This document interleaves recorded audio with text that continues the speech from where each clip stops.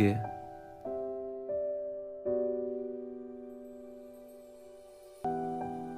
बहुत रुआंसू सी आवाज में उसने मुझे फोन पे कहा, मैं कोशिश तो कर ही रहा हूं ना, यहाँ पे छुट्टी नहीं देते ये लोग मुझे, बस काम काम काम, ऐसे बंध गया हूं मैं, कुछ नहीं कर सकता। इतना सुनते ही उसने कॉल रख दी, क्योंकि ये दूरियां कहीं ना कहीं उसका दम घोटती हैं। उसको पता है ये अक्षित की मजबूरी है, वो जानबूझ के ऐसा नहीं कर रहा। लेकिन फिर भी यार, एक इंसान अपने आप को कहाँ तक रोके, कहाँ तक समझाए। श्रेया ने पहले ही अक्षित को ये बात बोली थी कि वो लॉन्ग डिस्टेंस में नहीं रह पाएगी, पर वक्त ने किया एक ऐसा सितम, ना चाहते हुए भी लॉन्ग डिस्टेंस हो ही गया। और अब बस उसकी जिंदगी का एक ही मकसद था, इंतजार इंतजार इंतजार। खैर, उसने फोन रखा और जोर जोर से रोने लगी। अक्षित को 15 मिनट का लंच करने के लिए ब्रेक मिला था। उसने ना कुछ खाया ना पिया, श्रेया से बात करने में पूरे 15 मिनट निकाल दिए। अब उसको वापस काम पर जाना था। अब वो काम कर ही रहा था कि अचानक श्रेया का एक मैसेज आया, वॉमिटिंग का बहाना करके बाहर आओ, कुछ इमरजेंसी है।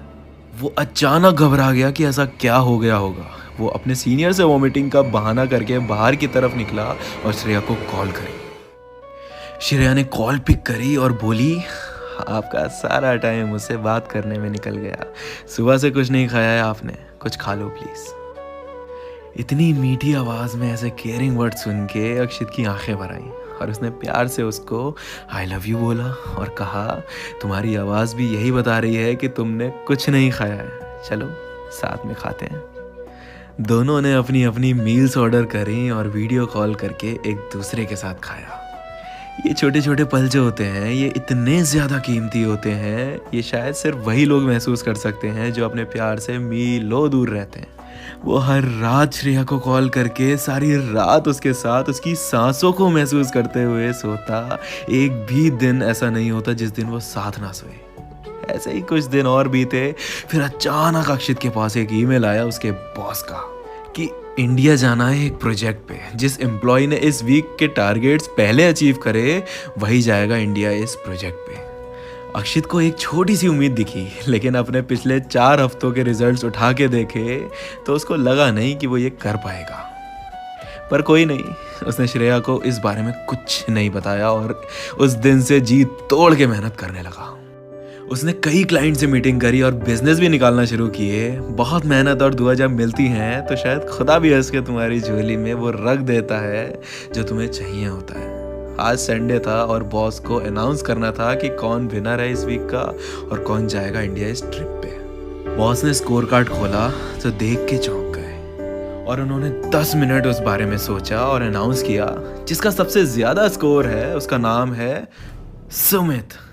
अक्षित को एक दम झटका लगा और वो मन ही मन रो गया कि उसने इस बार इतनी मेहनत करी थी और वो मेहनत बिल्कुल बेकार हो गई। उसका सपना टूट चुका था। वो पीछे मुड़ के जाने लगा, तभी उसके बॉस ने उसको आवाज़ लगाई, अरे अक्षित, कहाँ जा रहे हो? उसने कहा, कहीं नहीं सर, अपने केबिन जा रहा हूँ। बॉस ने कहा, भाई इंडिया जाने की तैयारी में कुछ हेल्प चाहिए हो तो बता देना। वो कुछ समझा नहीं और उसने कहा, मतलब? बॉस ने कहा, एक वीक में तुमने सबसे ज्यादा क्लाइंट से मीटिंग करने का रिकॉर्ड बनाया है। सुमित भले ही ज्यादा बिजनेस लाया पर तुमने ज्यादा मीटिंग्स निकाली, इसलिए मैंने डिसाइड किया है कि तुम दोनों बिजनेस ट्रिप पे इंडिया जाओगे। इतना सुनते ही जो वो कूदा है खुशी से और जो उसने टेबल पे खड़े होके ब्लेजर निकाल के डांस किया है, वो मंजर देखने लायक था। बस अब तैयारी करनी थी इंडिया जाने की। श्रेया को कुछ नहीं पता था अक्षय 2 साल बाद श्रेया से मिलने वाला था। 2 साल बाद उसने नेक्स्ट वीकेंड की फ्लाइट बुक करी और इस बीच श्रेया से बात करके उसके प्लान्स को समझता कि वो आगे क्या करने वाली है। श्रेया ने बताया कि नेक्स्ट वीकेंड उसके फ्रेंड की शादी है और ये फ्रेंड वही था जिसकी अक्षित ने रैगिंग ली थी कॉलेज टाइम में। लेकिन उसके बाद वो दोनों काफी अच्छे दोस्त बन गए थे। करण जिसकी शादी थी, उसने अक्षित को कॉल करके अपनी शादी के लिए इनवाइट किया और अक्षित ने उसको ध्यान से समझाया। अब जो समझाया वो करण बाखूबी समझ गया। समझ के उसने बस एक ही बात बोली, तेरे लिए कुछ भी मेरी जान। अक्षित का एक्साइटमेंट आसमान फाड़ के बाहर निकल चुका था। वो दिन करीब आ चुका था।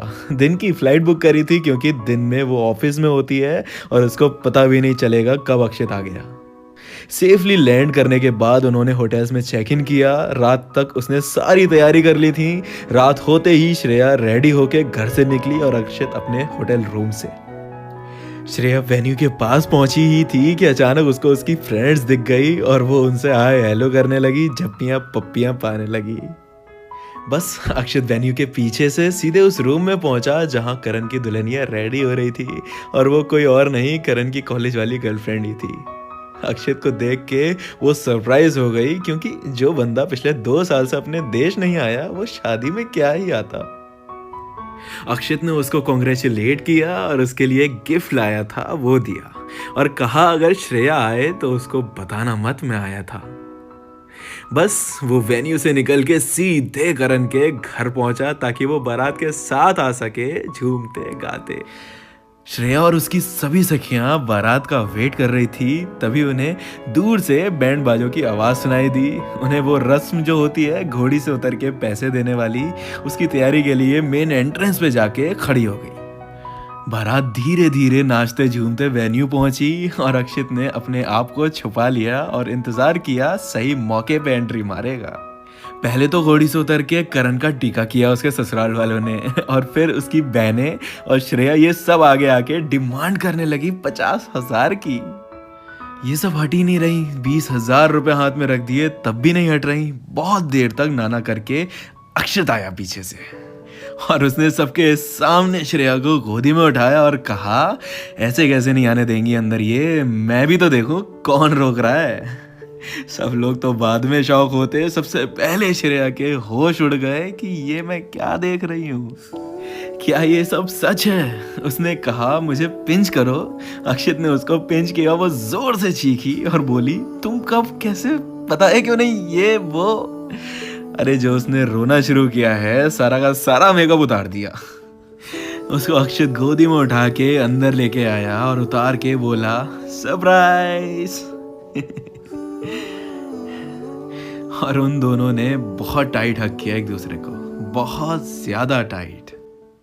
क्या ही मंजर था वो यार। 2 प्यार के पंछी 2 साल बाद एक दूसरे को फोन स्क्रीन से निकल के अपनी आंखों के सामने देख रहे थे, एक दूसरे की खुशबू को महसूस कर पा रहे थे, एक दूसरे की आंखों में इतना खो गए कि वो भूल ही गए कि वो शादी में आए हुए हैं।